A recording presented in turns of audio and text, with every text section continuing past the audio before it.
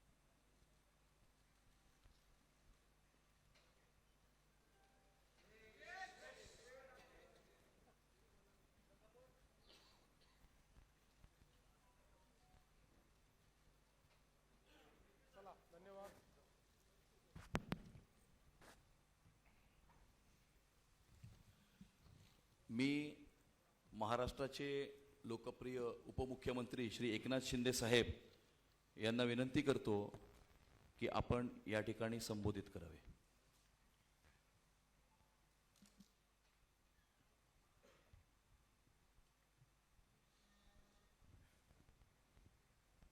नमस्कार। आजच्या मुंबई महापालिकेच्या निवडणुकीचा भाजपा, शिवसेना, रिपाई महायुतीचा वचननामा आज मुख्यमंत्री महोदयांच्या अध्यक्षतेखाली आम्ही प्रसिद्ध केलेला आहे आणि या प्रसंगी उपस्थित राज्याचे लोकप्रिय मुख्यमंत्री देवेंद्र फडणवीसजी, केंद्रीय राज्यमंत्री आठवलेजी, विनोद तावडेजी, आशिष शेलार आमचे मंत्री, राज्यमंत्री योगेश कदम, आमदार अमित साटम, खासदार मिलिंद देवरा, खासदार राहुल शेवाळे, महायुतीचे सर्व उपस्थित पदाधिकारी आणि समोर बसलेले आमचे महायुतीचे पदाधिकारी, कार्यकर्ते आणि पत्रकार मित्रांनो, मुंबई महापालिकेची निवडणूक 15 तारखेला होते आहे आणि आजचा हा वचननामा मुंबईकरांसाठी त्यांच्या दररोजच्या जीवनामध्ये बदल घडवणारा, त्यांना दिलासा देणारा ठरेल असा विश्वास या ठिकाणी व्यक्त करतो. मुंबई देशाची आर्थिक राजधानी आहे, खऱ्या अर्थानं महाराष्ट्राचा प्राण आहे आणि मुंबई हे देशाचं ग्रोथ इंजिन आहे. या मुंबईला पुढच्या 5 वर्षात आपल्याला जागतिक दर्जाचं शहर करण्याचं वचन महायुती आज या ठिकाणी देत आहे. केंद्रात देखील आपलं NDAचं सरकार आहे, राज्यात महायुतीचं सरकार आहे आणि 16 तारखेला देखील महायुतीचाच भगवा मुंबई महापालिकेवर फडकल्यानंतर खऱ्या अर्थानं मुंबईचा मेकओव्हर सुरू होईल आणि मुंबईमध्ये जे आम्ही 3.5 वर्षामध्ये आम्ही काम केलेलं आहे ते देखील आपल्यासमोर आहे आणि जे आणखी आपल्याला पुढे मुंबईच्या विकासासाठी जे करायचं आहे ते देखील या वचननाम्यामध्ये आम्ही लोकांसमोर हा वचननामा घेऊन जात आहोत. खरं म्हणजे 3.5 वर्ष 2.5 वर्ष माझी मुख्यमंत्री म्हणून माझी 2.5 वर्ष आणि देवेंद्रजींचा तर 1 वर्ष झालं, 1 वर्ष पूर्ण झालं आहे. या 3.5 वर्षात जे मुंबईमध्ये काम केलं ते आपल्यासमोर आहेच, परंतु मुंबईचा आणखी विकासाचा वेग आम्हाला वाढवायचा आहे आणि म्हणून या वचननाम्यात देखील आम्ही त्या गोष्टीचा उल्लेख केलेला आहे. मुंबईत आलेल्या मराठी माणसांच्या हिताचं, मराठी भाषेचं आणि संपन्न मराठी संस्कृतीचं रक्षण करणं, वाढवणं, जोपासणं हे आमची जबाबदारी आहे महायुतीची आणि आमचं वचन देखील आहे. त्याचबरोबर जे सगळ्यात महत्त्वाचं म्हणजे मुंबई बाहेर गेलेला मूळ मुंबईकर आम्हाला पुन्हा सन्मानाने मुंबईत आणायचा आहे. हा मुंबईकर इकडे वसई विरार नालासोपाऱ्यापर्यंत गेला, इकडे बदलापूर अंबरनाथ वांगणीपर्यंत गेला. याला जबाबदार कोण हा देखील सवाल आहेच, की जे यापूर्वी देखील मुंबई महापालिकेत सत्तेत होते त्यांना खऱ्या अर्थाने हा जाब लोक विचारतीलच आणि म्हणून महायुती सरकारने मोठे निर्णय या ठिकाणी घेतलेत. किंबहुना त्याचं आम्ही या वचननाम्याच्या माध्यमातून पूर्तता करणार आहोत. टप्प्याटप्प्याने 20,000 इमारतींना ओसी देण्याचा निर्णय आम्ही महायुतीने घेतला आणि त्याची अंमलबजावणी पुढच्या 1 वर्षामध्ये केली जाईल. हा देखील एक वचननाम्याचा आमचा भाग आहे. मुंबई पहागडीमुक्त करण्याचा देखील ऐतिहासिक निर्णय. 100 वर्ष लोक राहतात, परंतु ते घरामध्ये घर दुरुस्तही करू शकत नाही, रिडेव्हलपमेंटही करू शकत नाही, ते विकू शकत नाही, अशा प्रकारची परिस्थिती आहे. त्यांना कर्जही मिळत नाही आणि या सगळ्या गोष्टी ज्या आहेत या दूर करण्यासाठी आम्ही तोही निर्णय घेतला. जे ओसी मिळत नव्हती त्यांना दुप्पट पाणीपट्टी भरावी लागत होती, दुप्पट मालमत्ता भरावा लागत होता. या सगळ्या गोष्टीचा विचार करून आम्ही तो निर्णय घेतला आहे आणि म्हणून या पागडीतल्या इमारतींचा पुनर्विकास करण्याचा संकल्प देखील आम्ही या वचननाम्यात घेतलेला आहे. खरं म्हणजे याच्यामध्ये लाखो लोकांना फायदा होणार आहे. फनेल झोनचा देखील विषय आम्ही घेतलेला आहे. हाईट रेस्ट्रिक्शनमुळे पुनर्विकास थांबला होता, तोही निर्णय आम्ही घेतलेला आहे. म्हणजे याच्यामध्ये आम्ही वचननाम्याच्या माध्यमातून आम्ही त्याची पूर्तता करणार आहोत. झोपडपट्टी मुक्त मुंबई हे शिवसेना प्रमुखांचं स्वप्न होतं, 40 लाख लोकांना घरं देणं. परंतु मागच्या अनेक वर्षामध्ये त्यावर मला वाटतं काहीच झालं नाही. जे मुंबई महापालिकेत बसले होते त्यांची जबाबदारी होती वारसा सांगणाऱ्यांची, पण ते जाऊ द्या.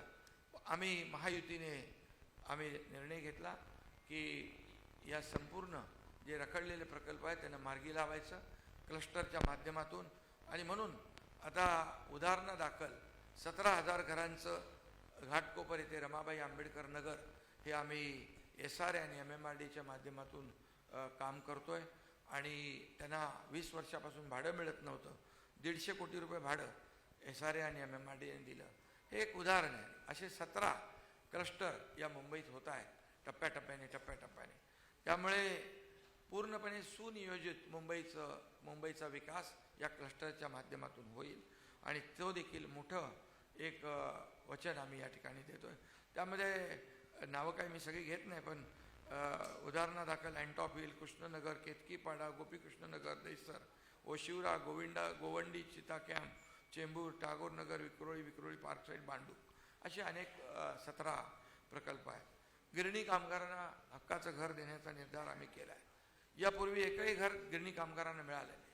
मी आणि देवेंद्रजींनी 12,000 लोकांना घरं दिली. अमितला माहीत आहे, साठा त्याच्यामध्ये पुढे होता गिरणी कामगारांचा. तर 12,000 लोकांना घरं दिली आणि 1,10,000 लोकांची यादी आहे. मुंबई आणि MMRमध्ये देखील ती घरं देण्याचा संकल्प देखील आम्ही याच्यात केलेला आहे. हक्काची घरं, परवडणारी घरं मुंबईमध्ये मिळाली पाहिजे, त्याचंही वचन आम्ही याच्यामध्ये दिलेलं आहे. आणि म्हणून मुंबईतला माणूस हद्दपार जो झालेला आहे त्याला पुन्हा आणण्याचं काम या ठिकाणी आम्हाला करायचं आहे. आणि म्हणून ते देखील जे बाळासाहेबांचं स्वप्न होतं आणि त्याचबरोबर आदरणीय देशाचे प्रधानमंत्री नरेंद्र मोदीजी देखील त्यांनी देखील घोषणा केलेली आहे की सर्वांसाठी घरं आणि सर्वांसाठी घरं या संकल्पनेतून आम्ही ही संकल्पना पुढे नेण्यासाठी पुढच्या 5 वर्षात जवळपास 30 ते 35 लाख घरांची निर्मिती करण्याचा आमचा मानस आहे. आणि मोठ्या प्रमाणावर लोकांना घरं मिळतील आणि परत त्या ठिकाणी मुंबईत लोक येतील. म्हणजे मुंबईतला माणूस धोकादायक इमारती, चाळी आणि स्लममुळे बाहेर जाऊ नये आणि बाहेर गेल्याला पुन्हा यावा यासाठी आम्ही हे करतोय. आणि म्हणून आम्ही इतरांचं श्रेय वगैरे काही चोरणारे लोक नाही, ते श्रेय चोरणारी टोळी सक्रिय झालेली आहे, त्याच्याबद्दल मी नंतर बोलेन. परंतु मुंबई म्हणजे प्रधानमंत्री महोदय, गृहमंत्री महोदय, मी, देवेंद्रजी यांच्यावर सातत्याने टीका करतात लोक की मुंबईपासून तोडणार, मुंबईपासून तोडली जाईल, मराठी माणूस मुंबईतून बाहेर गेला तो तुमच्यामुळेच गेला आहे.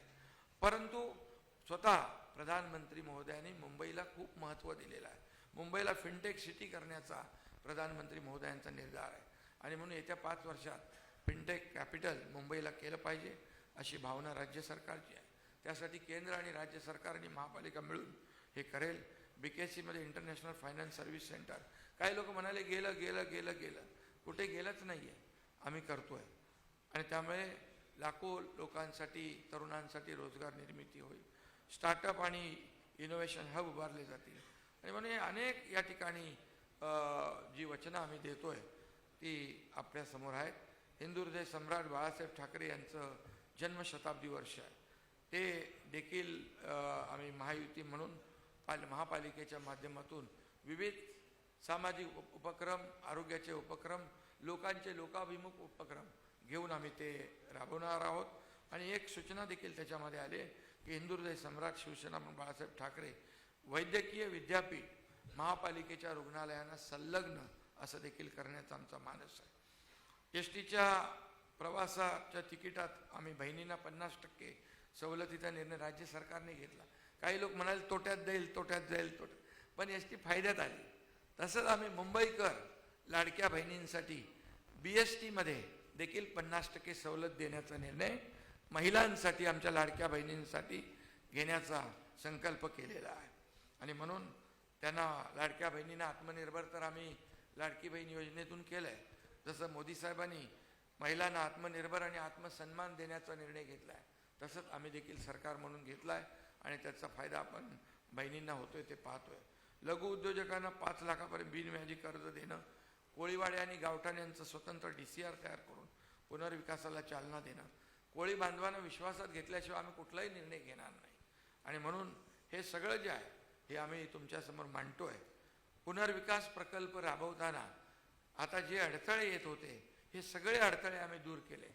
म्हणजे आता कुठलाही अडथळा पुनर्विकासासाठी येणार नाही. मग SRA असेल, म्हाडा असेल आणि इतर ज्या धोकादायक इमारती असतील, या सर्व सेसच्या बिल्डिंग असतील, नॉन सेसच्या बिल्डिंग असतील, BDD चाळीमध्ये तर आम्ही घरे दिलेली आहे. आणि त्यामुळे पुनर्विकास म्हणजे धोकादायक इमारती पडून लोकांचे जीव जात होते ते बिलकुल आमच्या या वचननाम्यामध्ये आहे की हे सर्व पुनर्विकासाचा मार्ग मोकळा करण्यासाठी सरकारने युनिफाईड DCPRमध्ये निर्णय घेतला आहे. आम्ही परवा विधानसभेच्या अधिवेशनामध्ये निर्णय घेतला आहे. अटी शिथिल केल्या आहेत, नियम शिथिल केलेले आहेत आणि त्यामुळे त्याचा फायदा होईल. आणि म्हणूनच मी आपल्याला एवढंच सांगतो. त्याचबरोबर पाणी दरामध्ये, पाणीपट्टीत दरवर्षी 8% वाढ होते. ही वाढ पुढील 5 वर्षासाठी देखील आमच्या वचननाम्यामध्ये स्थगित केलेली आहे, त्यांच्यावर भार नको म्हणून. आणि म्हणून मला एवढंच सांगायचं आहे, मुख्यमंत्री महोदयांनी देखील यापूर्वी देखील सांगितलं, ते आम्ही वचननाम्यात याच्यात आहे की मुंबईतलं प्रदूषणमुक्त मुंबई करण्यासाठी 17,000 कोटी रुपये खर्च करून पर्यावरण संवर्धन करणं हे देखील आम्ही या ठिकाणी केलं. आणि गेले 25 वर्ष फक्त अंडरस्टँडिंगसाठी रखडलेले प्रकरण अंडरस्टँडिंग. रखडलेले STPचे प्रकल्प ते 25 वर्षात केले नाही. सगळं असंच प्रदूषित पाणी आपण समुद्रात सोडत होतो, ते देखील आता बंद होईल. STP ट्रीटमेंट प्लॅन्ट सुरू आहेत, कामं 1-1.5 वर्षात कामं कंप्लीट होतील. जी 25 वर्षात झाली नाही ती आम्ही केली. रस्त्यांची काँक्रिटीकरण, दरवर्षी पावसाळ्यामध्ये खड्ड्यातून प्रवास करायचा, बळी जात होते, अपघात होत होते, ते देखील काँक्रीटचे. मी मुख्यमंत्री झाल्यानंतर देवेंद्रजींनी आम्ही दोघांनी मिळून निर्णय घेतला की 2 फेजमध्ये अख्ख्या मुंबईचे रस्ते काँक्रीटचे झाले पाहिजे आणि ते तुम्हाला दिसत आहेत. पहिला फेज 6 महिन्यामध्ये होईल आणि दुसरा फेज एक पुढ्या वर्ष 1.5 वर्षामध्ये, वर्षभरातच कंप्लीट होईल आणि मुंबई पूर्ण खड्डेमुक्त होईल. आणि बाकी खूप आम्ही त्याच्यामध्ये वचननाम्यामध्ये जे काही मुंबईकरांसाठी आवश्यक आहे ते त्या मांडलेलं आहे. आणि फक्त वचननाम्यामध्ये आम्ही फक्त तेवढं मांडून थांबणार नाही, तर त्याची अंमलबजावणी आम्ही करणार, हा विश्वास या ठिकाणी मी व्यक्त करतो. आणि या ठिकाणी मुख्यमंत्री महोदयांना विनंती करतो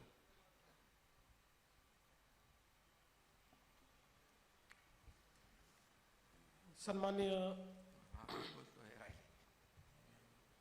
राज्याचे लोकप्रिय उपमुख्यमंत्री एकनाथ शिंदेजी, माननीय रामदास आठवलेजी, विनोद तावडेजी, अमित साटमजी, आशिष शेलारजी, मिलिंद देवराजी, या ठिकाणी राहुल शेवाळेजी,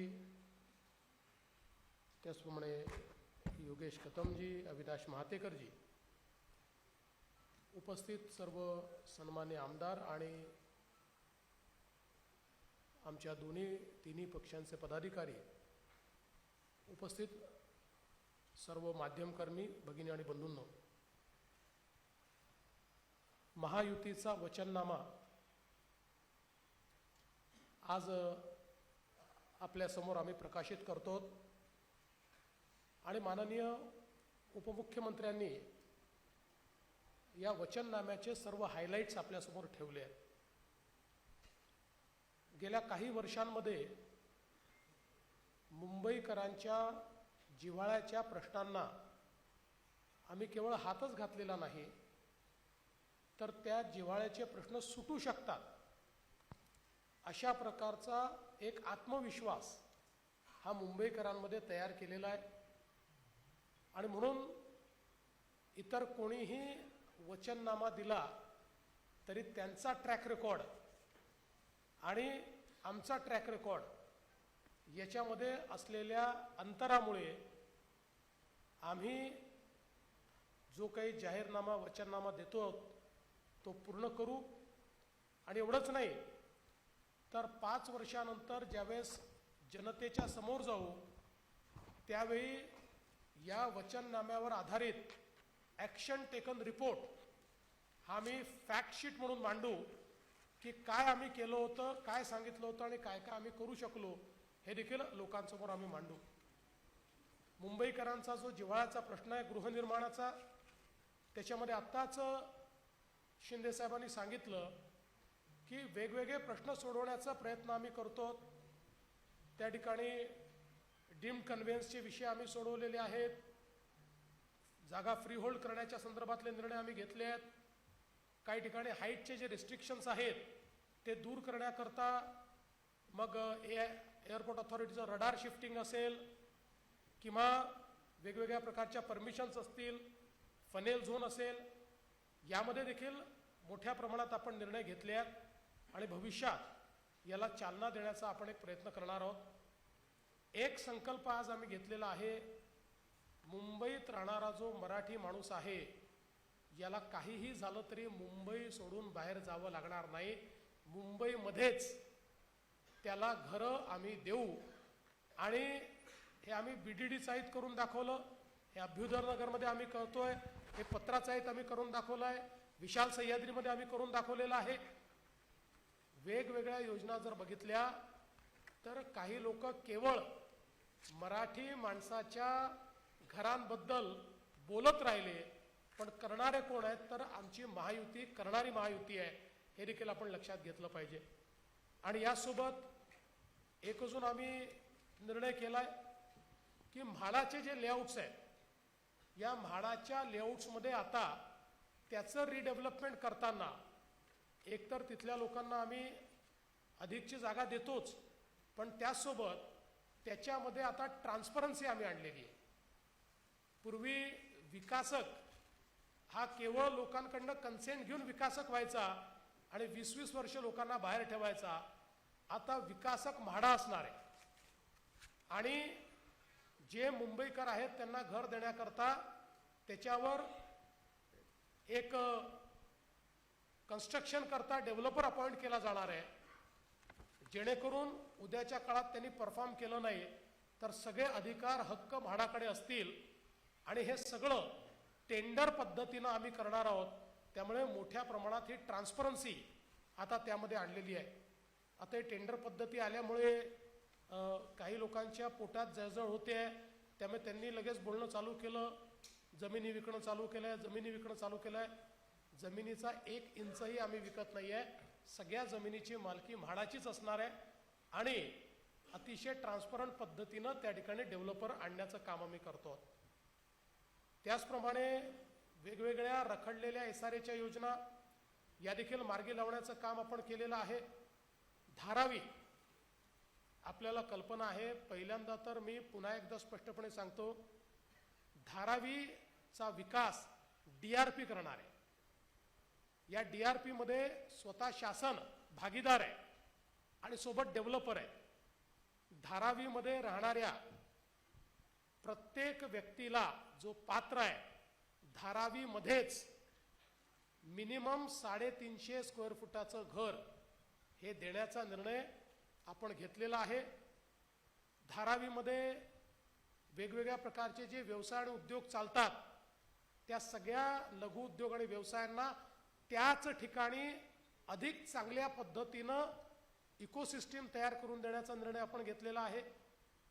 आणि धारावीतले जे अपात्र आहेत त्यांनाही कुठेही हायकोर्टाचा नियम न मोडता त्यातनं मार्ग काढून त्यांनाही घर देण्याचा निर्णय आपण केला आहे.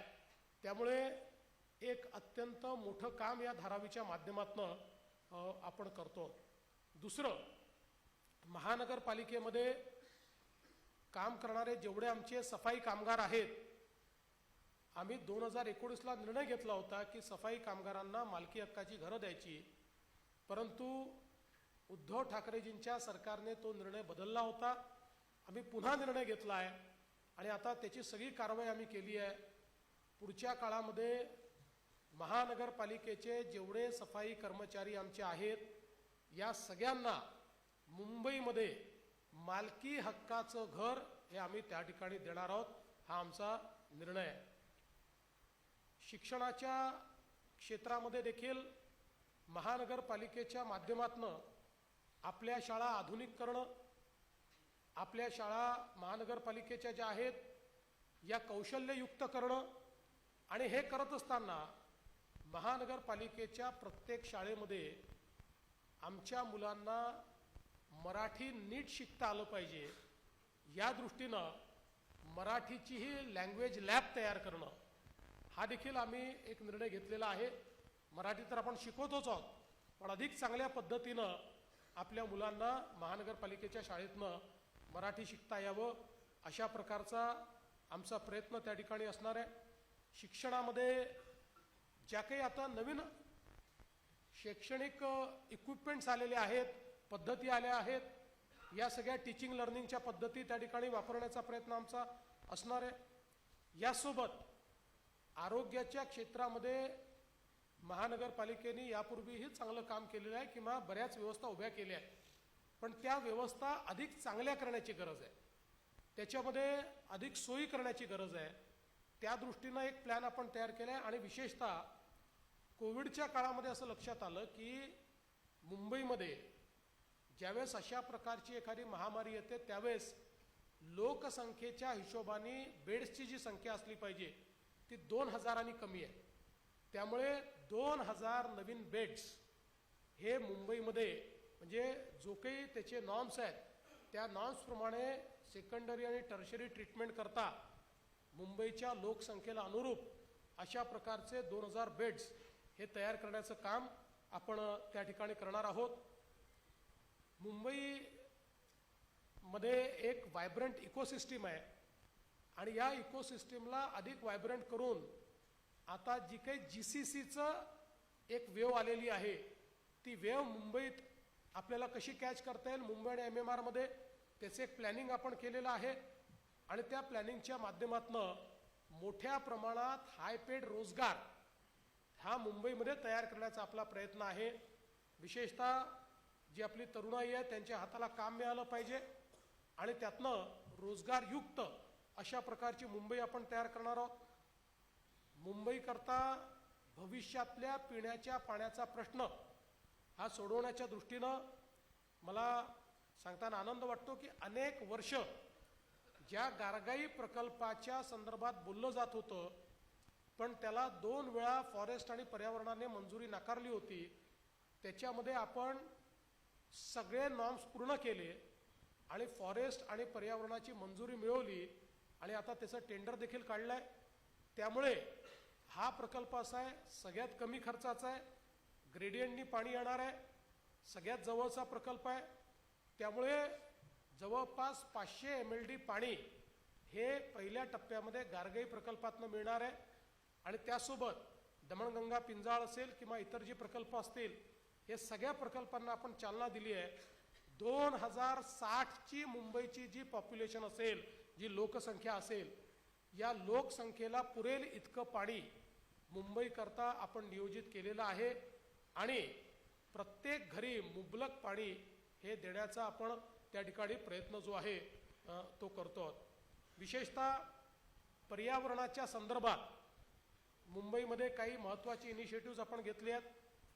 मगाशी उपमुख्यमंत्री महोदयांनी सांगितलं वर्षानुवर्ष या मुंबईचं सीवेज वॉटर ब्रिटिशकालीन सेटलिंग टँक्समधनं थेट समुद्रात जात होतं. ते समुद्रात गेल्यामुळे आपल्याला कल्पना आहे की आपल्या समुद्राचं पाणी काळं दिसतं, त्यात घाण दिसते. अनेक ठिकाणी चौपाटीवर किंवा वेगवेगळ्या ठिकाणी त्याचा वास आपल्याला सहन करावा लागतो. कारण हे सगळं मुंबईसारख्या ज्याला एशियातली रिचेस्ट महानगरपालिका वगैरे अशा प्रकारचे बिरुदं दिली जातात, त्यात सगळं पाणी घाण पाणी हे समुद्रात जात होतं. आता 16,000 कोटी रुपयाच्या वेगवेगळ्या STPचं नेटवर्क आणि यातले काही STP तर असे आहेत की जे कदाचित देशामध्ये एक आयकॉनिक अशा पद्धतीचं इन्फ्रास्ट्रक्चर असणार आहेत. म्हणजे 3 मजली 4 मजली देखील STP कमीत कमी जागेत बसवून आणि आपण त्याचं काम सुरू केलं आहे. या वर्षापासून तर पुढच्या 1.5-2 वर्षामध्ये सगळे STP पूर्ण होतील. त्यामुळे मुंबईच्या समुद्रात घाण पाणी जाणार नाही. मिठी नदी असेल, पोयसर आणि आपली वेगवेगळ्या ज्या आपल्या नद्या आहेत त्या नद्यांना देखील या ठिकाणी त्याचंही शुद्धीकरण करणं याचा एक मोठा प्लॅन आपण तयार केला आहे. मिठीमध्ये काही लोकांनी गाळ खाल्ला असेल पण पुढच्या काळामध्ये गाळ खरोखर काढून आणि निर्मल आणि अविरल अशा प्रकारची मिठी ही आपल्याला कशी करता येईल. अर्थात हे आज आपण सुरू केलं तर त्याला किमान 5 ते 6 वर्ष लागणार आहेत हे देखील या ठिकाणी सांगितलं पाहिजे. पण निश्चित डेफिनेटिव्ह प्लॅन हा त्याचा तयार केला आहे. त्याचे सगळे जे काही आहेत प्रकल्प ते तयार झालेले आहेत आणि त्यातनं आपली नदी जी आहे ती स्वच्छ होणार आहे. यासोबत आपल्याला माहिती आहे की जेवढे मुंबईचे डम्पिंग ग्राउंड्स आहेत या सगळ्या डम्पिंग ग्राउंड्सचं कॅपिंग करणं, त्याचं बायोमॅनिंग करणं, तिथल्या जागा रिक्लेम करणं आणि यापुढे डम्पिंग पूर्णपणे बंद करणं याकडे आता आपण वाटचाल सुरू केली आहे.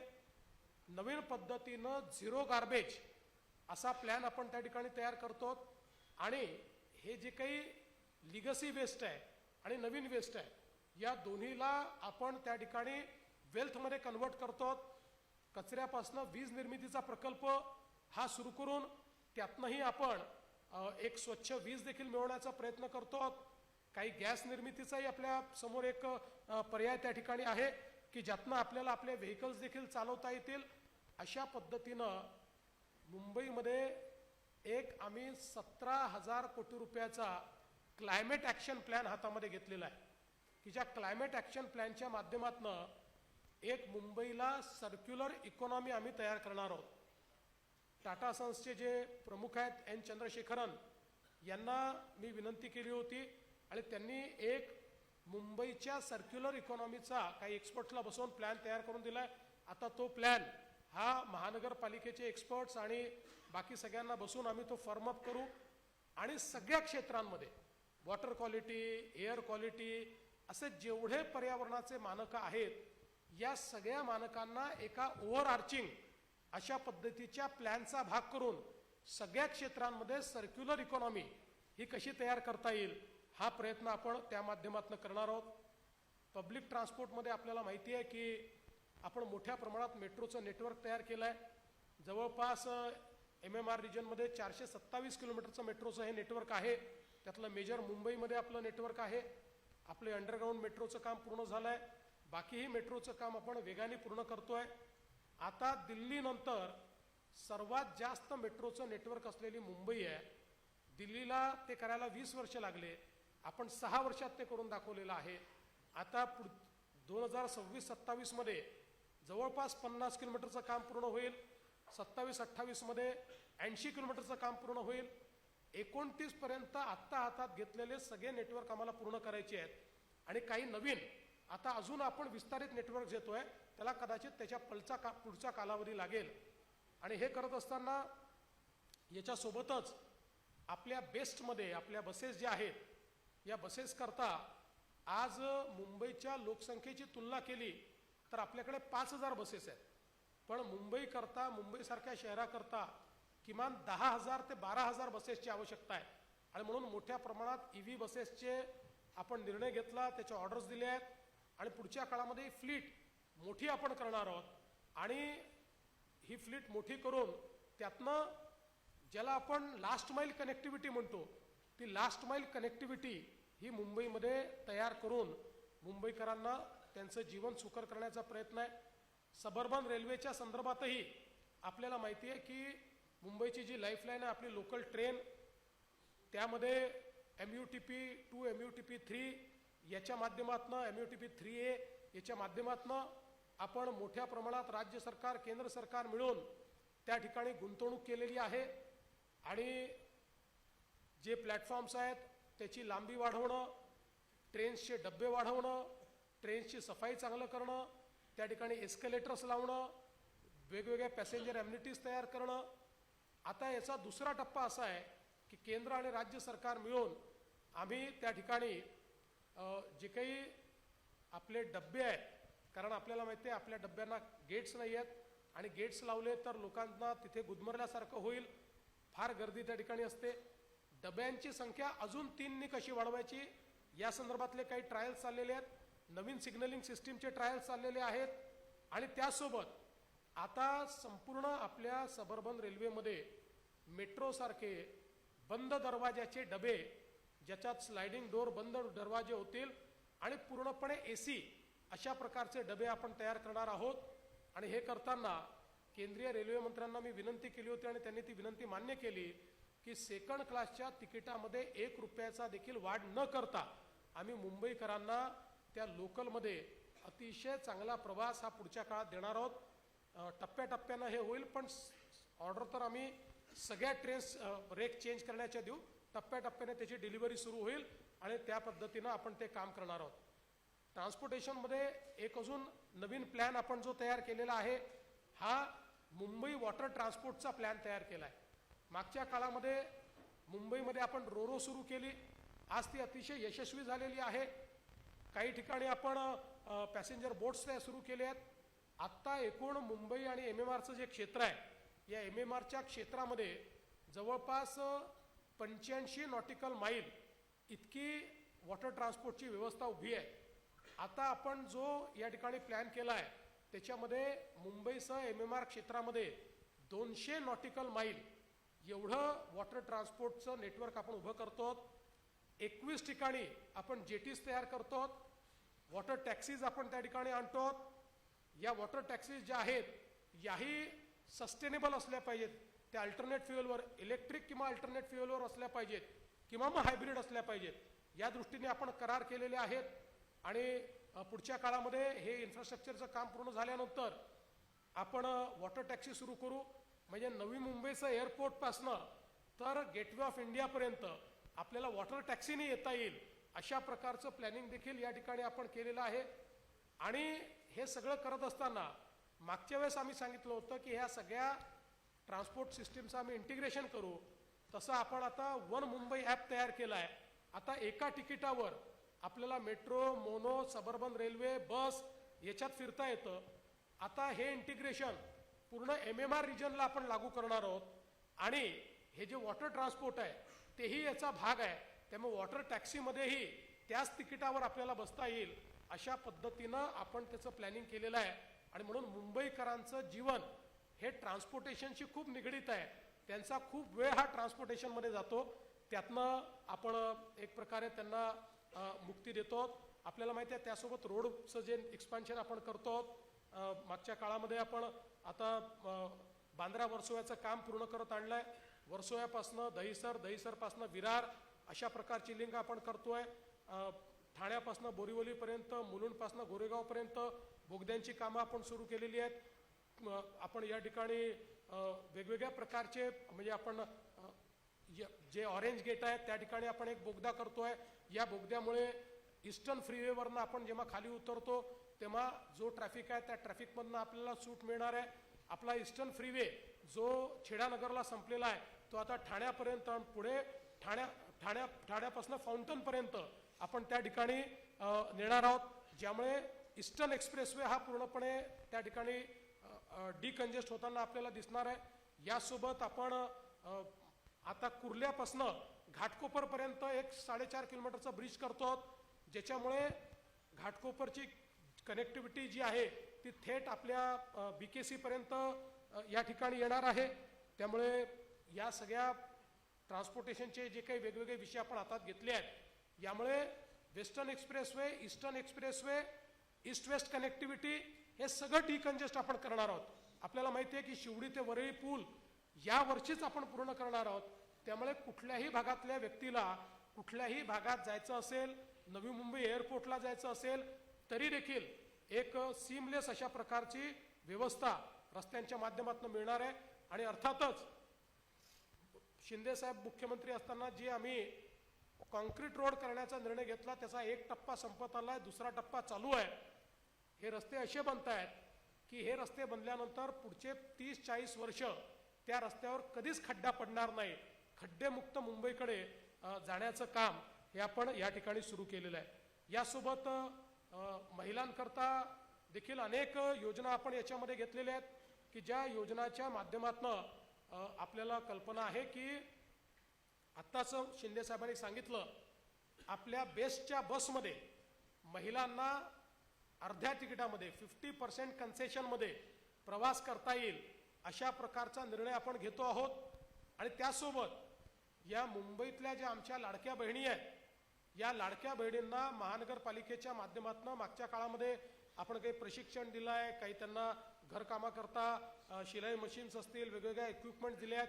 आता त्याच्या पलीकडे जाऊन आमच्या या ज्या काही लाडक्या बहिणी आहेत मागच्या काळात एक आम्ही प्रयोग करून पाहिला आणि मुंबई बँकेच्या वतीनं आमच्या दरेकरांनी आपल्या या लाडक्या बहिणींना सरकारच्या योजनेतनं 1 लाखापर्यंतचं लोन हे बिनव्याजी दिलं आणि त्यातनं काही महिलांनी चांगले उद्योग सुरू केले.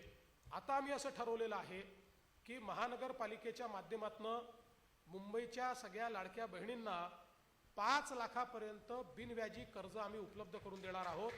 त्यामुळे त्यांना आपला रोजगार उभा करता येईल आणि स्वयंरोजगारातून समृद्धीकडे किंवा लाडक्या बहिणीकडनं लखपती दिदीकडे अशा प्रकारचा जो त्यांचा प्रवास आहे तो प्रवास आपण या ठिकाणी करणार आहोत. यासोबत आपल्याला कल्पना आहे की या महानगरपालिकेमध्ये मोठ्या प्रमाणात ट्रान्सपरन्सी आम्हाला आणायची आहे. याच्या कारभारामध्ये ट्रान्सपरन्सी आणायची आहे. आता पुढच्या काळामध्ये बिल्डिंग प्लॅन अप्रुव्हलमध्ये आम्ही आर्टिफिशियल इंटेलिजन्स प्लॅटफॉर्मचा उपयोग करणार आहोत की ज्या प्लॅटफॉर्ममध्ये तुम्हाला 24 तासात कधीही अप्रुव्हल करता जाता येईल आणि DCR आणि DP आणि जिओस्पेशियल डेटा या सगळ्याचा उपयोग करून आर्टिफिशियल इंटेलिजन्सचं मॉडेलच सांगून देईल की याच्यामध्ये काय बरोबर आहे, काय चूक आहे, काय बदल केला पाहिजे. एक प्रकारे ह्युमन इंटरव्हेन्शन आम्ही कमी करतो आहोत आणि मोठ्या प्रमाणात ट्रान्सपरन्सी आणतो. तसंच प्रोजेक्ट्सच्या कॉन्करंट ऑडिटची एक सिस्टीम आम्ही उभी करणार आहोत, जेणेकरून कॉस्ट ओव्हररन किंवा अनेक वेळा वाढीव कॉस्ट या सगळ्या गोष्टींवर आळा आणण्याचं काम आम्ही करणार आहोत. मोठ्या प्रमाणात मुंबई महानगरपालिकेच्या कारभारामध्ये पारदर्शिता आणण्याकरता एक योजना आम्ही तयार केली आहे आणि त्यातनं हा कारभार देखील आम्ही पारदर्शी त्या ठिकाणी करणार आहोत. सेफ सिटी करण्याच्या दृष्टीनं मागच्या काळामध्ये आपण कमांड अँड कंट्रोल सिस्टीम उभी केली आहे. महापालिकेला पावसाळ्याच्या काळात ही कमांड अँड कंट्रोल सिस्टीम खूप कामी येते.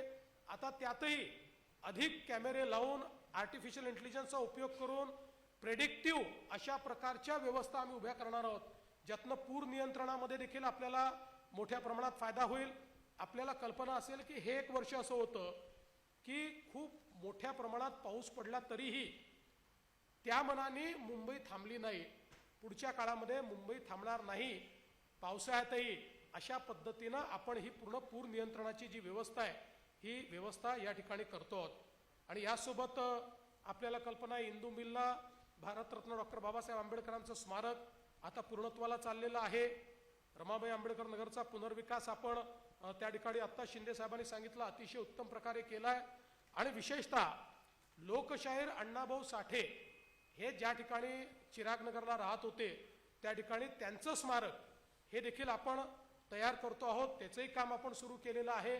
त्यामुळे आपली जी मानकं आहेत त्या मानकांचं देखील या ठिकाणी उत्तम संवर्धन केलं पाहिजे, अशा प्रकारचा आपला प्रयत्न आहे. या मुंबईमध्ये राहणारा जो आमचा मराठी माणूस आहे, या मुंबईचा जो आम नागरिक आहे, मुंबईतला जो गरीब आहे, मुंबईतला जो झोपडपट्टीवासी आहे, मुंबईमधल्या महिला आहेत, कामकाजी महिला आहेत, या सगळ्यांचा विचार या वचननाम्याच्या माध्यमातून आम्ही केलेला आहे. खूप गोष्टी याच्यामध्ये आहेत, सगळ्या गोष्टी सांगता येणं शक्य नाही आहे. पण मी या निमित्ताने मुंबईच्या जनतेला एकच गोष्ट सांगतो, 25 वर्षाची निष्क्रियता तुम्ही पाहिली आहे. आता या 5 वर्षामध्ये ज्यावेळेस एखादी महानगरपालिका सक्रियतेने काम करते त्यावेळी ती काय परिवर्तन करू शकते हे दाखवण्याचं काम आम्ही करणार आहोत. आणि त्याकरता समस्त मुंबईकरांनी आमच्या महायुतीला या ठिकाणी पूर्ण बहुमताने निवडून द्यावं असं आव्हान मी करतो. धन्यवाद.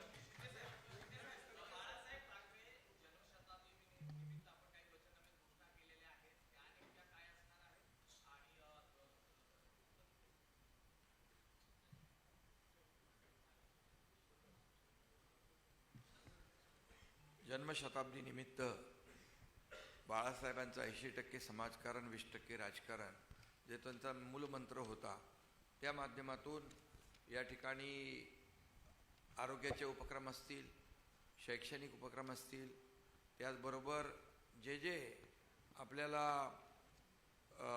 वर्षभर जे उपक्रम राबवायचे ते जन्मशताब्दी वर्षानिमित्त लोकाभिमुख कल्याणकारी योजना त्या राबवल्या जातील.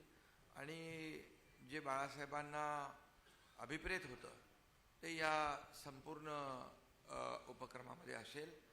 आणि त्याचबरोबर मी एवढंच सांगतो की आता वचननामा आम्ही त्यांचाही पाहिलेला आहे. त्या वचननाम्यामध्ये हा कुठलाही हिंदुहृदय सम्राट बाळासाहेब ठाकरे यांचा उल्लेखही नाही साधा. यामध्ये मराठी तरुणांसाठी शिक्षण, रोजगार, उद्योजक यांच्या धोरण राबवण्यात येईल. त्याचबरोबर महापालिका रुग्णालयाच्या जे मी मगाशी सांगितलं बाळासाहेब ठाकरे वैद्यकीय विद्यापीठ उभारण्यात येईल. मराठी भाषेला अधिक समृद्ध करण्यासाठी उपाययोजना, ग्रंथालय, सांस्कृतिक केंद्राची संख्या वाढवण्यात येईल. मराठी तरुणांसाठी फेलोशिप सुरू करायची आहे. परवडणाऱ्या घरांचं धोरण मगाशी मी सांगितलं की मुंबईकर मराठी माणूस हद्दपार झाला त्याला पुन्हा आणायचं आहे. पण मला एवढंच सांगायचं आहे की त्यांच्या वचननाम्यामध्ये साधा मराठीचा उल्लेख आम्ही पाहिलेला नाही, हिंदुत्वाचाही उल्लेख नाही आहे का. आणि बाळासाहेब ठाकरे यांचा जन्मशताब्दीचा उल्लेखही नाही. त्यांचा त्यांना विसर पडलेला आहे. त्यामुळे मी सांगेन की आता आमचा वचननामा तर आम्ही सगळ्या कल्याणकारी योजना विकासाचा अजेंडा घेऊन आम्ही पुढे चाललो आहे. आणि त्यामुळे त्यांचा वचननामा फक्त त्याच्यामध्ये जे दररोज बोलतात टोमणे तर टोमणेनामा किंवा घोटाळेनामा, टोमणेनामा आणि हलफनामा पाहिजे. टोमणेनामा, हलफनामा, घोटाळेनामा, काय जे काय बोलायचं बरं. पण आमचा विकासनामा आहे, आमचा वचननामा आहे. आणि त्यामुळे हा फरक आहे. आम्ही लोकांना दिलेला शब्द पाळणार आहोत. मराठीच्या बाबतीमध्ये ते नेहमी सांगतात, परंतु ते मराठीच्या बाबतीमध्ये एकही काम त्यांनी सांगावं, आम्ही 10 कामं सांगतो. त्यांचे पुतना मावशीचं प्रेम आहे आणि म्हणून फक्त निवडणुकीमध्ये ते उतू येतं.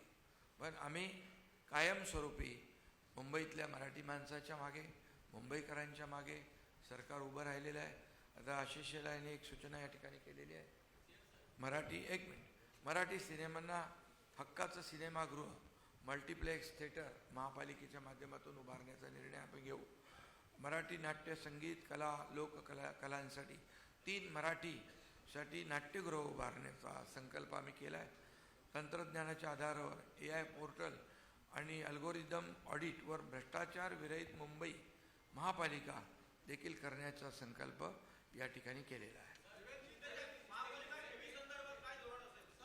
ठेवीचं मी आपल्याला सांगतो, मी कालच बोललो त्याच्याबद्दल. ठेवीमध्ये माझ्याकडे चार्ट आहे आणि याप्रमाणे 2019ला 76,579 कोटी होते आणि कॅपिटल एक्सपेंडिचर 5,432 होता 2019ला. 2020ला 7,900 होते आणि खर्च होता 9,695 वर्षाला. 2021 78,745 आणि खर्च 9,341. आता बघा 31/3/2022 सरळ 91,690 कोटी झाले. का? त्यावेळेस आम्ही निर्णय घेतला होता की जो प्रीमियम, कोविड काळ होता, प्रीमियम 50% सवलत, स्टॅम्प ड्युटीमध्ये 50% सवलत, त्यामुळे 91,000 वाढले. आणि त्यानंतर मग बघा 86,000, 82,000, मग माझ्या काळात, देवेंद्रजींच्या काळात.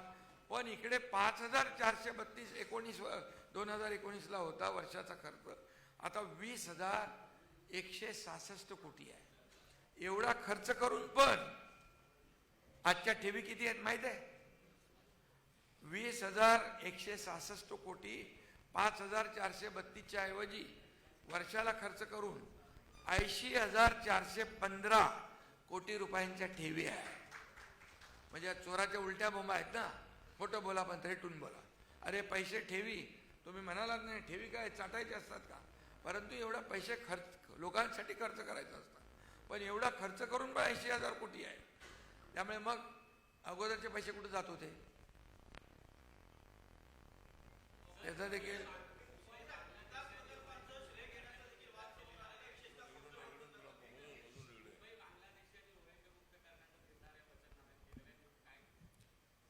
मुंबईला आम्ही बांगलादेश आणि रोहिंग्यांपासून मुक्त करू.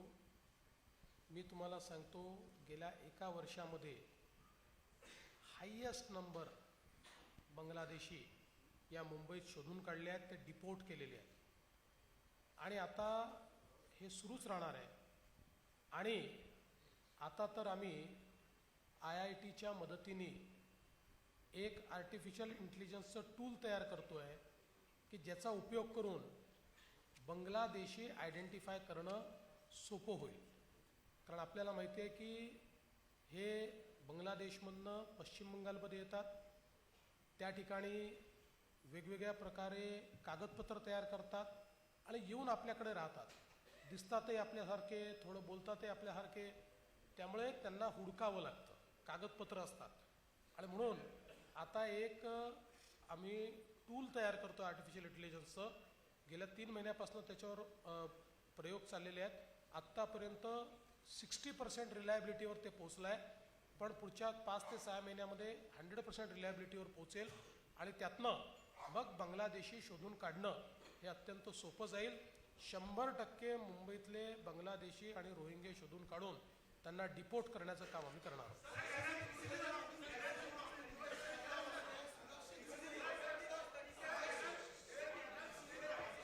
अरे एक चला, ठीक आहे, चला.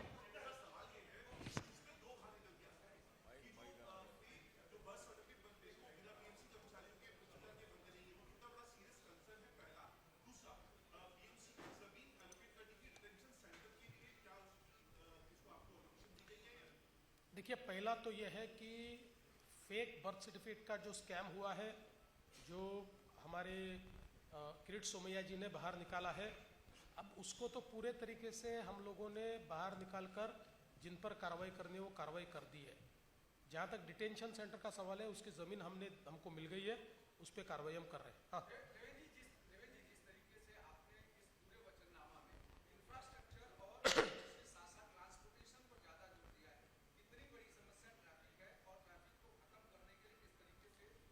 देखिए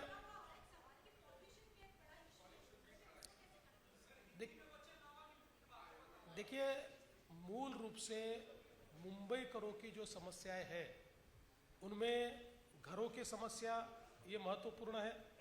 इसमें हम लोग रीडेवलपमेंट के माध्यम से, एसआरए के माध्यम से, सेल्फ रीडेवलपमेंट के माध्यम से, म्हाड़ा के माध्यम से बहुत बड़े पैमाने पर अफोर्डेबल हाउसिंग तैयार कर रहे हैं। एसआरए में गरीबों को मुफ्त में घर दे रहे हैं, रीडेवलपमेंट में बड़ा घर लोगों को मुफ्त में दे रहे हैं, और इसके माध्यम से घरों की समस्याओं को हम दूर कर रहे हैं। उसके साथ साथ मुंबई में ट्रांसपोर्टेशन ये बहुत महत्वपूर्ण मुद्दा होता है। इसमें मेट्रो करीब 437 किलोमीटर का नेटवर्क हम लोग तैयार कर रहे हैं। इसमें सबअर्बन रेलवे का अपग्रेडेशन हम कर रहे हैं। इसमें बेस्ट की बसेस जो है, उसमें 5000 बसेस अभी चलती है, उसको 10,000 बसेस तक हम ले जा रहे हैं। इसमें वाटर ट्रांसपोर्ट को हम ऐड करने वाले हैं। हमारे यहाँ जो मोनो है, इस सब का इंटीग्रेशन हमने किया है। इसको सिंगल प्लेटफॉर्म पर और सिंगल टिकट पर हमने लाया है। आने वाले दिनों में हमारी जो बेस्ट की बसेस है, उसमें हमारी महिलाओं के लिए 50% कंसेशन हम लोग देने वाले हैं। और इसके साथ साथ पर्यावरण भी बहुत महत्वपूर्ण है। मुंबई में 100% जो लिक्विड वेस्ट है, उसको ट्रीट करके ही, साफ करके ही पानी समुद्र में जाए, इसकी व्यवस्था हमने की है। यहाँ पर जो लीगेसी वेस्ट है, उसको डंप न करते हुए उसको हम वेल्थ में कन्वर्ट कर रहे हैं। कचरे से बिजली का निर्माण हम लोग करने वाले हैं। और एक हमने सर्कुलर इकोनॉमी का प्लान तैयार किया है। अगले 5 सालों में करीब करीब 17,000 करोड़ रुपया हमने प्लेज किया है, जो वाटर क्वालिटी इंप्रूव करना, जिसमें एयर क्वालिटी इंप्रूव करना, जिसमें सब प्रकार से CO2 का एमिशन कम करना, कार्बन सिक्वेस्ट्रेशन जो है वो उसके ऊपर जोर देना, इस प्रकार की एक कंप्लीट स्ट्रैटेजी हमने तैयार की है। मुंबई को एक सस्टेनेबल शहर की ओर हम लोग ले जा रहे हैं। देखिए, जो इल्लीगल बांग्लादेशी है, उनको पिछले 1 साल में बहुत बड़े पैमाने पर निकाला गया है। प्रधानमंत्री जी और गृह मंत्री जी के नेतृत्व में एक एक व्यक्ति को ढूंढ ढूंढ कर निकालने का काम चल रहा है। मैं ऐसा कह सकता हूं कि पिछले 1-1.5 साल में हमने जो लोग निकाले, अभी तक का हाईएस्ट नंबर है। लेकिन अब हम लोगों ने ये प्रयास शुरू किया है कि हम एक आर्टिफिशियल इंटेलिजेंस का टूल तैयार कर रहे हैं, जिसके माध्यम से जो इल्लीगल बांग्लादेशी या रोहिंग्या है, इनको डिटेक्ट करना ये आसान जाएगा। इनको डिटेक्ट करेंगे और इनको डिपोर्ट करेंगे।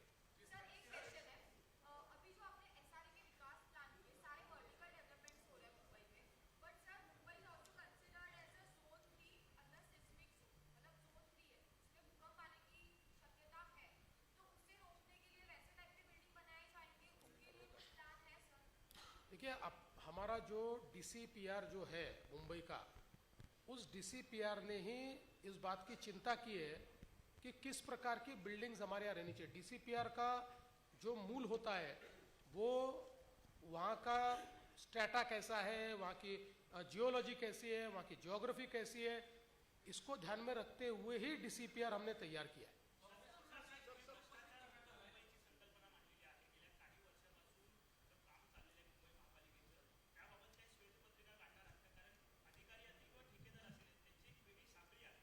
त्याबद्दल श्वेतपत्रिकेपेक्षा ही चार्जशीटच तयार झाले आहेत।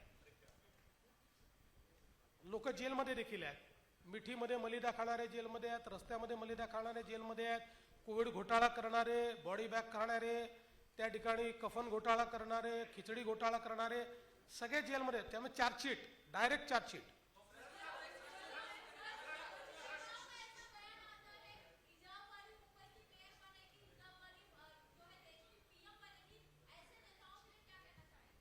देखिए तवज्जो देने लायक नेता नहीं है, छोड़ दीजिए।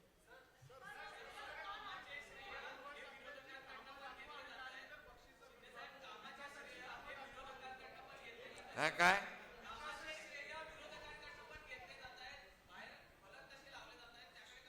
नाही, मी आता येताना पण बघितलं ते, आम्ही हे करून दाखवलं, आम्ही ते करून दाखवलं, आम्ही अमकं करून दाखवलं. त्यांनी त्याच्यामध्ये खिचडीमध्ये भ्रष्टाचार करून दाखवला, मिठी रदीत पैसे खाऊन दाखवले, बॉडी बॅगमध्ये पैसे खाऊन दाखवले, रस्त्याच्या डांबरात पैसे खाऊन दाखवले.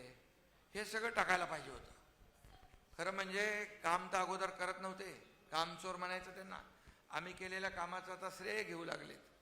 म्हणजे ही कामचोर टोळी ते जे काही म्हणत होते, आता खरी कामचोर टोळी कोण आहे ते बघा. यदू यदू यदू यदू काय मग?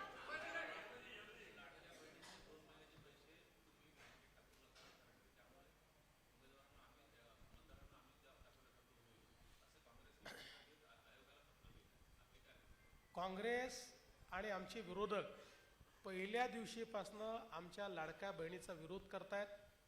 मागच्या काळात जेव्हा योजना आम्ही सुरू केली त्यावेळेस हायकोर्टात गेले, ही योजना बंद करा म्हणून. हायकोर्टात त्यांना दाद मिळाली नाही. आता पैसे टाकू नका म्हणतात. ऑन गोईंग स्कीम आहे. सगळ्या मॉडेल कोड ऑफ कंडक्टमध्ये स्पष्टपणे म्हटलेलं आहे कुठलीच ऑन गोईंग स्कीम थांबवता येत नाही. त्यामुळे त्यांनी किती पत्र लिहिले तर त्यातनं लाडक्या बहिणीबद्दल त्यांचं विषच बाहेर येईल, पण लाडक्या बहिणींचे पैसे थांबणार नाहीत.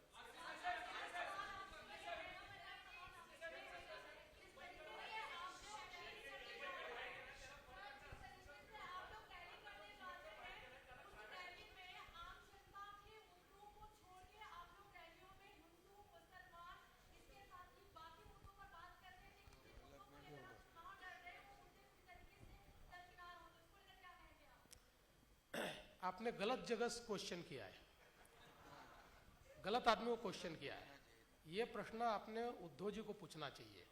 देखिए, मैंने तो ओपन चैलेंज दिया है, उद्धव जी के भाषण में विकास का मुद्दा दिखाइए और मेरे से 5,000 रुपया ले जाइए. हमारे अगर भाषण आप देखेंगे तो उनको जवाब देते हैं हम. और हिंदुत्व क्यों नहीं बोलेंगे? भाई हमको गर्व है, हमारे हिंदुत्व पर गर्व है. वी आर अनअपोलोजेटिक, इसलिए हम हिंदुत्व बोलते हैं. लेकिन हमारी भाषणों में 95% केवल डेवलपमेंट होता है. वो डेवलपमेंट पे बोलते ही नहीं है.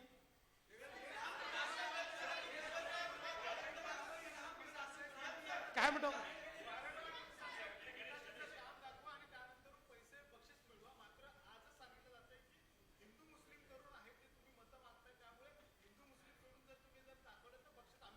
ते लगेच त्यांना म्हणा 1 लाख रुपये पाठवा, कारण माझ्या प्रत्येक भाषणामध्ये विकासच बोलतो मी. त्यामुळे तुम्ही जरा माझा प्लीज संदेश घेऊन जा, 1 लाख रुपये घेऊन या, लाडक्या बहिणींना दिल.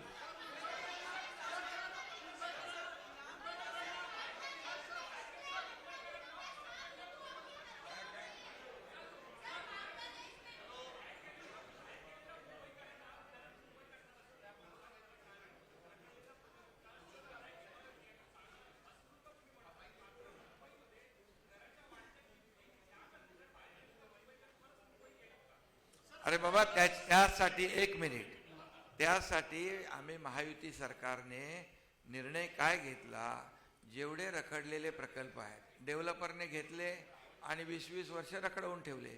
म्हणून आम्ही आता काय केलं आहे, रमाबाई आंबेडकर नगरचं उदाहरण मी मगाशी दिलं. आम्ही आता काय केलं, SRA तो सोबत आहेच, म्हाडाही आहे, पण त्यासोबत MMRDA जोडली. आता काही ठिकाणी MMRDA काम करेल, सिडको काम करेल, MIDC काम करेल, MSRDC काम करेल, BMC काम करेल, आणि JV मध्ये ही सगळी क्लस्टर जी आहे, ही सगळी क्लस्टर यांचा पुनर्विकास होईल. जेव्हा घरांची निर्मिती मोठ्या प्रमाणामध्ये होईल, डिमांड आणि सप्लाय हा जो काही फरक आहे तो ते तफावत आम्ही दूर करणार. त्यामुळे परवडणाऱ्या किमतीमध्ये लोकांना घरही मिळतील. त्यामुळे घरांची निर्मिती मोठ्या प्रमाणावर आम्ही करतोय आणि त्याचमुळे या ठिकाणी पुन्हा मुंबईकर पुन्हा इथं येईल आणि इथे असलेला बाहेर जाणार नाही. आम्ही 50 लाखाचं घर BDD मध्ये 15 लाखात दिलं ना पोलिसांना. त्यामुळे ही योजना जी आहे ही सक्सेस होईल आणि हे मुंबईकर पुन्हा येतील.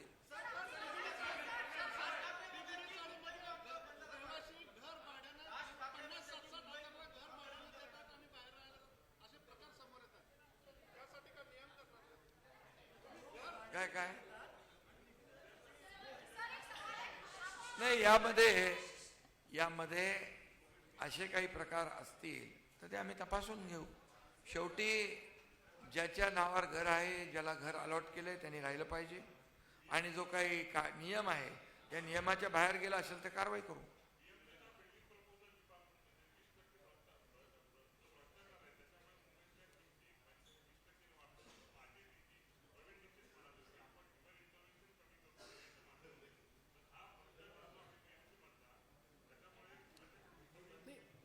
मुळामध्ये हा प्लॅटफॉर्मच त्याकरता आपण तयार करतो. कारण मागच्या काळात आपण ऑटो DCR आणला, पण ऑटो DCR आल्यानंतरही ह्युमन इंटरव्हेन्शन राहिलं. आता मी एक पहिला ट्रायल याचा घेतला. याच्यावर ज्यावेळेस आपण प्लॅन अपलोड करू त्यावेळेस DCR प्रमाणे तो प्लॅन आहे की नाही या संदर्भातलं 3D मॉडेल उभं होईल, आणि जो असेल तरच तो अपलोड करता येईल, नसेल तर ते सांगेल की हे चेंजेस करून अपलोड करा. म्हणजे या सगळ्या प्रक्रियेत ह्युमन इंटरव्हेन्शनच नाही आहे. कन्सेशनच्या संदर्भातही मेजर प्रॉब्लेम कुठे होतो, जिथे कन्सेशन मागायचे असतात त्याही ठिकाणी कन्सेशनही या प्लॅटफॉर्मचाच भाग असतील. त्यामुळे डिफाईन्ड कन्सेशन जे आहेत ते सगळे या प्लॅटफॉर्मवर ह्युमन इंटरव्हेन्शन शिवाय मिळते. आणि सीएम साहब मुख्यमंत्री देवेंद्रजी एक मिनिट देवेंद्रजी मुख्यमंत्री जसं म्हणाले, महापालिकेमध्ये ही जी सिस्टीम याच्या माध्यमातून किंवा जे काही आपण ऑनलाईन सिस्टीम करतोय त्याप्रमाणे गृहनिर्माण विभागात देखील, हाऊसिंग मध्ये देखील या ठिकाणी ज्या परवानग्या वगैरे आहे त्या एकदम सरळ सोप्या पद्धतीने ऑनलाईन करण्याचा देखील आम्ही निर्णय घेतोय. देश विदेशातील प्रत्येक घडामोडींचे लाईव्ह अपडेट मिळवण्यासाठी आता साम टीव्हीच्या सर्व सोशल मीडिया प्लॅटफॉर्मला लाईक, फॉलो आणि सबस्क्राईब करा. तसंच सर्व नोटिफिकेशनसाठी बेल आयकॉन प्रेस करायला विसरू नका.